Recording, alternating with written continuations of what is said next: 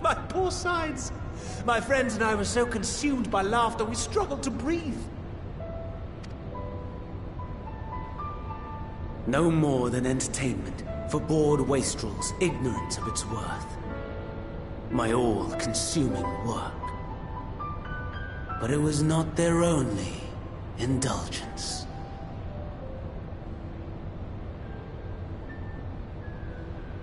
For they were ever hungry for stimulation. Slaves to the slightest hint that amusement was afoot. Our nation was ailing, but I would see the poison purged. I resurrected a legend, our first and greatest emperor.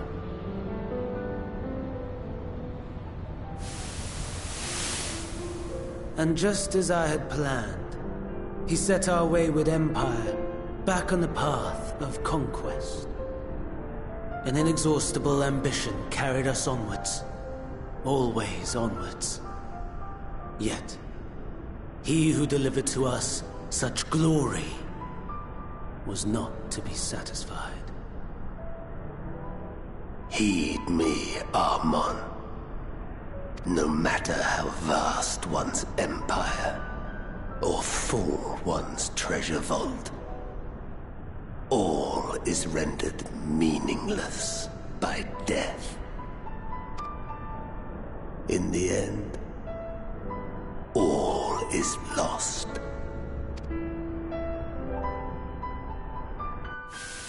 You know as well as I that the Emperor stands to lose this war, and so I have come to claim you. For while your methods leave something to be desired, we cannot deny the results of your work. And as fortune would have it, the seat of Fandaniel, your rightful seat, lies vacant and waiting. Take your place amongst your peers, rather than die a pointless death amidst the ashes of your doomed nation. Send one of your clones to the Crystal Tower that you might see for yourself. See what lies ahead.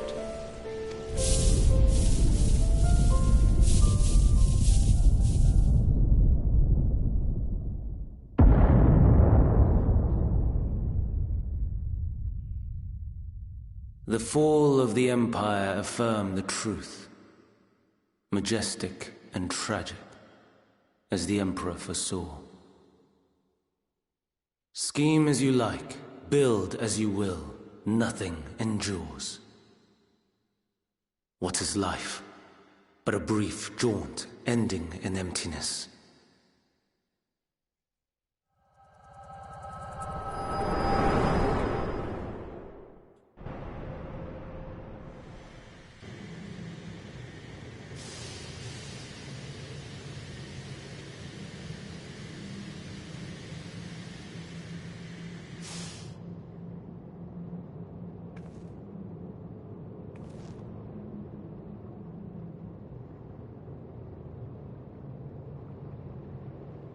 So easily distracted. Why, I almost left without saying farewell. As for your friend, you needn't worry. These pawns are far more useful to me alive as fuel for the primals. If you attempt to pull them free, they will die. So, enjoy tackling that conundrum with your comrades. We shall meet again! Not in one of these minor spires, oh no, but somewhere more suitably grandiose. Your favorite playmate is ever so eager to see.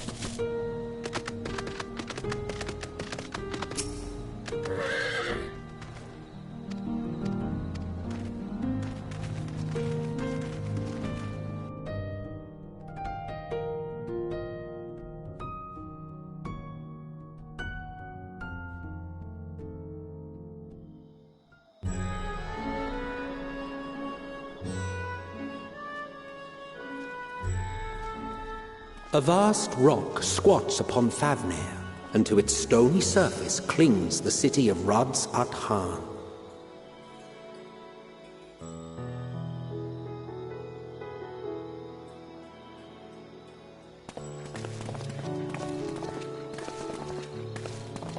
Ye who enter here are subject to the scrutiny of gods, the gate's most watchful eye. The orb which beholdeth the truth of all things.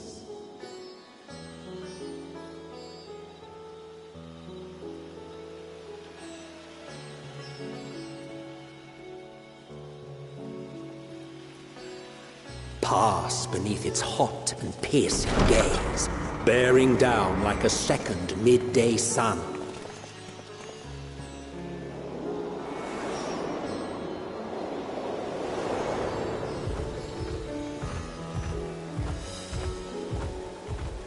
The fragrant haze, a mixture of sweet incense and acrid smoke. The cries of merchants mingled here with lively melodies accented by dancers' feet.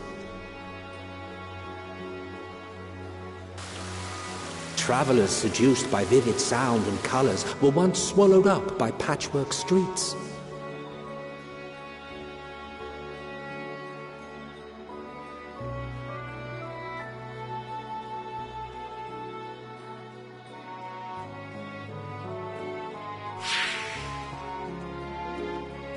But no such scenes to savor now. To what somber present does that divine eye bear witness?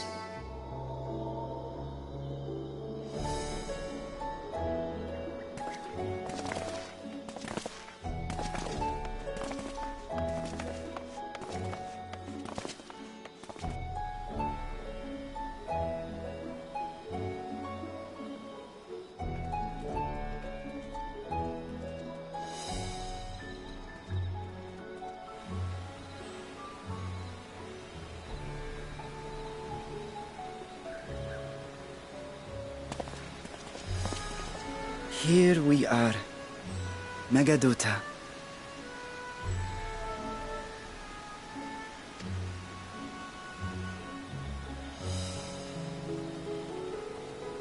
It seems a shame to bring you here directly. Under normal circumstances, it would have been my pleasure to show you the sights. And it would have been our pleasure to see them. Alas, it seems our tour of the city will have to wait. I'm afraid so. Come, we should head inside.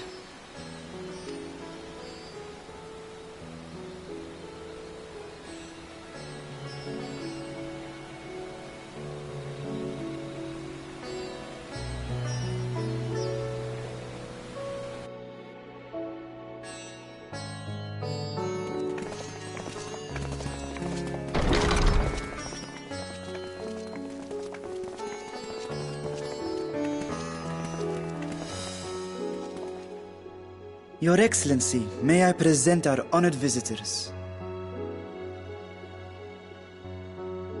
Ah, splendid. Most splendid. Allow me to introduce myself. I am Ahawan, satrap of Radzatan. Our alchemists tell me your assistance was invaluable in the creation of the warding scale. Such deeds ought to be recognized in person. Thus did I have young Varshan convey you here forthwith. On behalf of my people, may I express to you our sincere gratitude.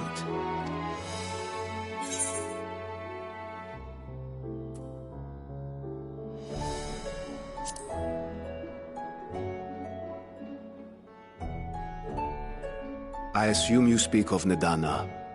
A regrettable incident indeed. Her colleagues insist that we honor her wishes and trust in the talisman, that it will be instrumental in saving Nadana and the others. I am eager to hear your opinion on the matter, so let us not stand on ceremony. Come, sit. I think not. This charade has gone on long enough. Show yourself. Forgive me, but were you expecting musicians, perhaps? There are no performers waiting in the wings at present, but arrangements could be made if you'd prefer. Nay, he hath the right of it. The time for artifice is past. Raise the curtain. As you wish.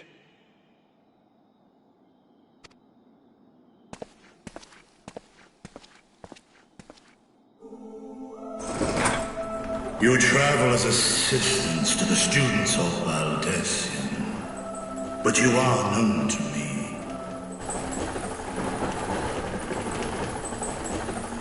Even here have we heard of the scions of the Seventh Dawn.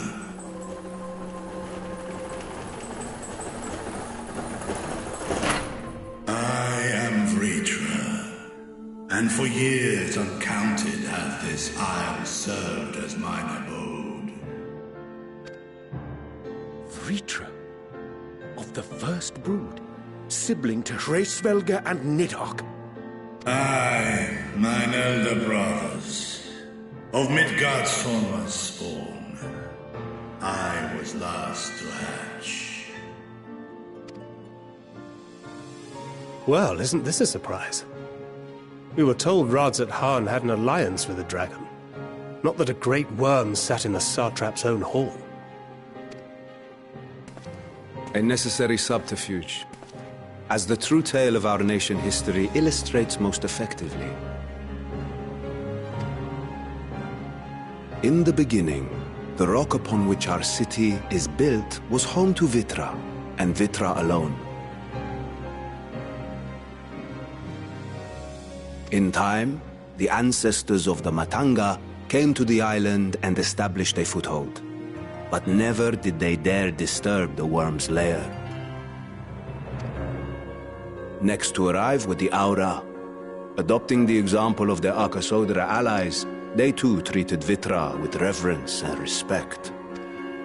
And for many years, an understanding between our forefathers and the Great Worm endured.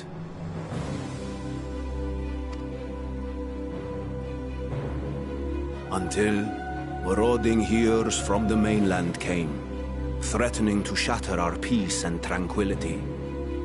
When it seemed all would be drowned in blood, Vitra himself came forth and quelled the rising conflict. A peaceful accord was reached, and oaths sworn in Vitra's name. Thus began the dragon's governance of the fledgling state, which was to grow into Radzat Han. But if Vritra is still here, then your position as Satrap is just...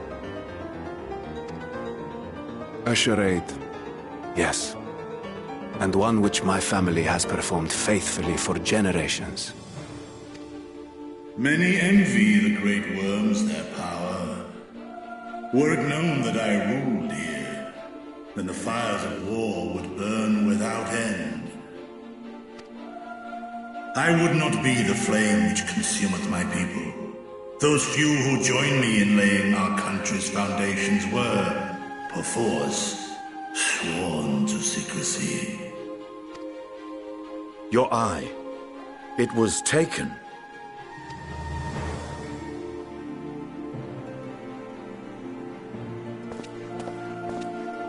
"'Tis here, buried within the semblance of flesh.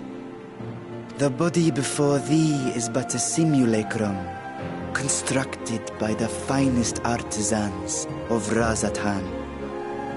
With mine eye nestled within, it doth serve as an inconspicuous vessel for my will." That would explain why I felt the presence of a dragon upon our first meeting. I am woven with words fashioned to deceive such arcane senses. Though 'twas short-lived, it seemeth thy fusion with my brother hath left thee much altered, Estinian warm blood.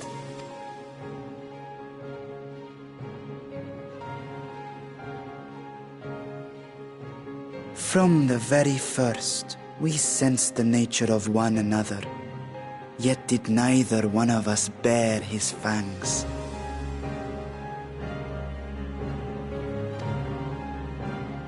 That is all I need know of thee for now.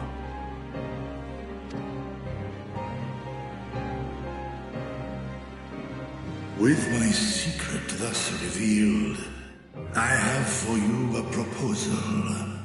Not as a worm of the first brood, but as the ruler of Radzat Han.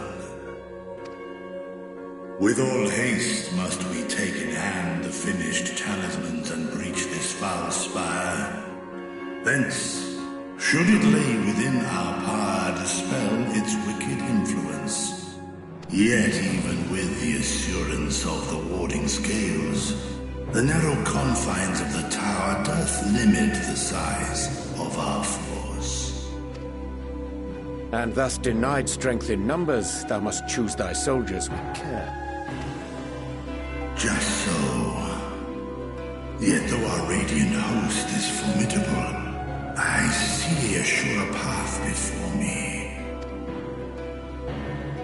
Thou and thy comrades have contended with a multitude of primal beings.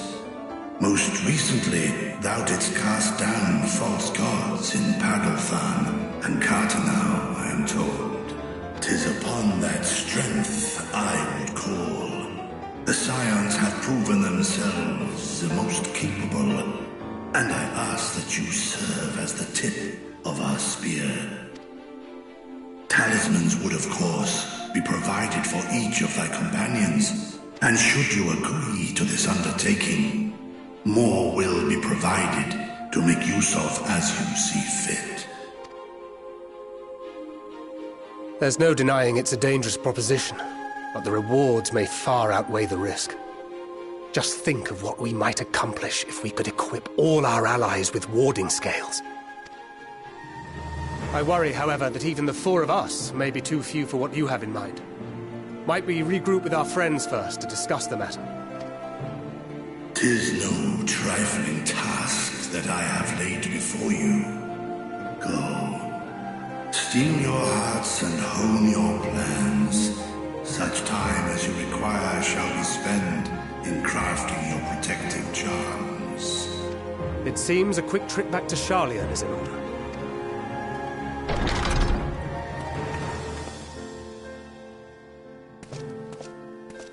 Wilt thou not lend thine aid?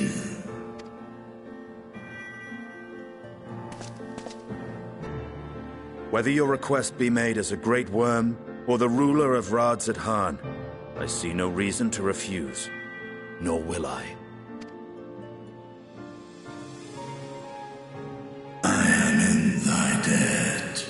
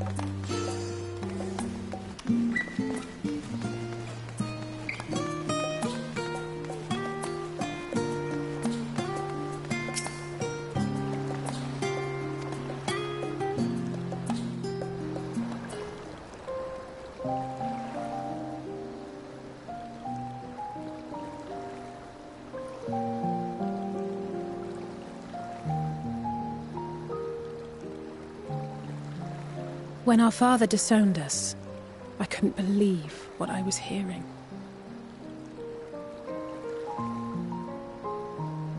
It wasn't until much later that his words began to sink in, that I began to feel the weight of what it meant. Do you remember when the decision was made to come to Sharlayan? Graham said that the Forum was determined to keep us in the dark, and that Father's venomous performance was part of that strategy, to keep us at arm's length. Perhaps it was. Father argued with Grandfather on many occasions, but never with such dismissive contempt. And when he demanded what justifies the sacrifices we make in war, I honestly didn't know what to say. Neither did Alpha know, I know, but never for one moment did I believe we had made the wrong choice. So all I could do was fume silently. It was only afterwards that I realized how childish I had been, how being stubborn and self-righteous must run in the family. If I could have just mustered a civil response, then things might have turned out differently.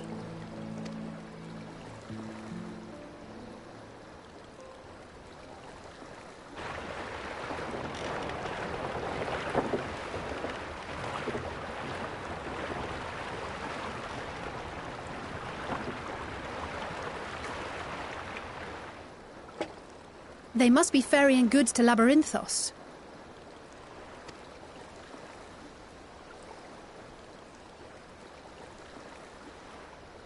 A vast complex beneath the island. Sharlayan is famous for archiving knowledge from around the world. Well, that knowledge is not preserved exclusively in dusty tomes and desiccated samples. Our living library, comprised of all manner of flora and fauna, is housed and studied within that underground facility. Still, that did seem to be an unusually large shipment. When I lived here, it was rare to even see such cargo transported by boat.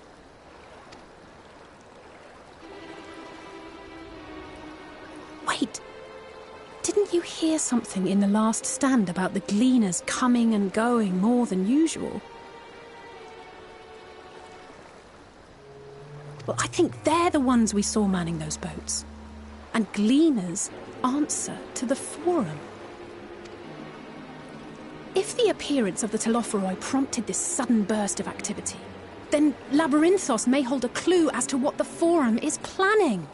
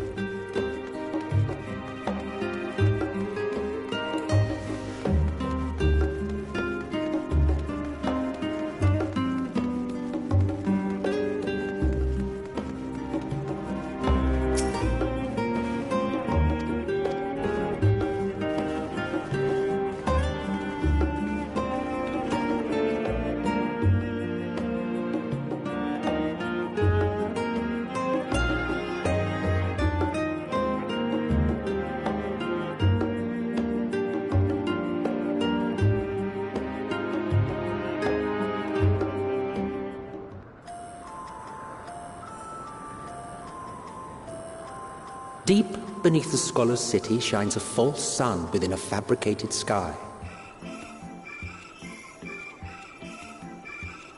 In any age exist those who consider the floor an extension of their bookshelves, and this vault's architects surely belonged to that special breed. If the stack grows too high, start a new one. If no room remains, then make more rooms.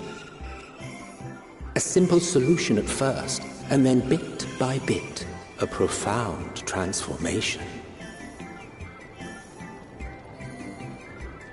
Knowledge buried beneath knowledge, a growing, creeping labyrinth from which there is no escape.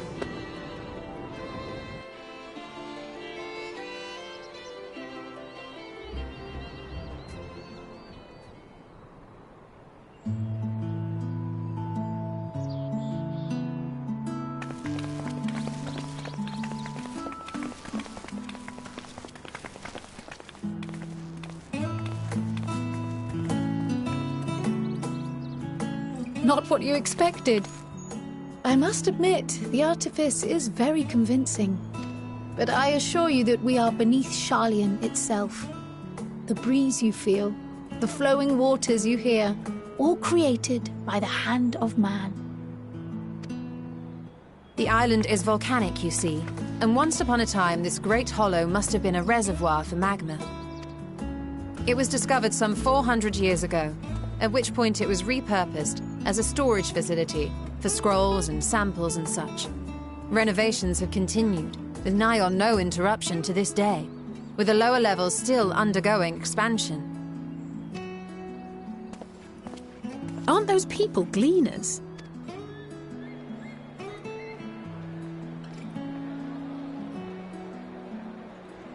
Aye, judging by their dress. They are said to work alone as a rule, but 'twould seem that rule is being enthusiastically broken today. It may be as you suspected, that they are engaged in a task apart from the norm.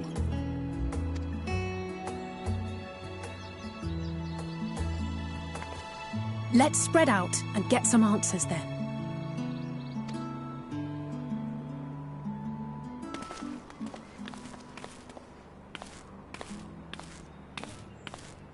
Ugh.